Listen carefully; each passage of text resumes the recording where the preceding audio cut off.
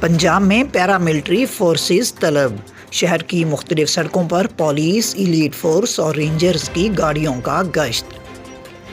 Media ذرائع کے مطابق پنجاب میں پیراملٹری فورسز کو طلب کر لیا گیا ہے۔ لاہور شہر کی مختلف سڑکوں پر پولیس، ایلیٹ فورس اور رینجرز کی گاڑیوں نے گشت شروع کر دیا ہے۔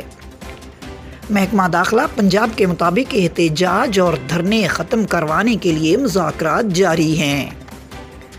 گزشتہ روز تحریک لبیک کے سربراہ سعد حسین رضوی کی گرفتاری کے بعد جماعت کے کارکنوں نے کراچی، لاہور، راولپنڈی، اسلام آباد، ملتان سمیت مختلف شہروں میں احتجاج کیا ہے، جس وجہ سے بدترین ٹریفک جام، مسافر اذیت کا شکار اور کئی مقامات پر ایمبولینسیں بھی پھنس کر رہ گئی ہیں۔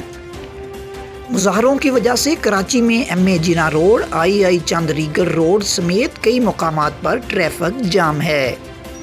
ادھر لاہور میں بھی ٹھوکر نیاز بیگ، چونگ، یتیم خانہ چوک، اسکیم موڑ، شنگھائی پل، سگیاں پل، شاہدرہ، کینال روڈ اور اطراف کی سڑکوں پر بھی ٹریفک کا بہت دباؤ ہے۔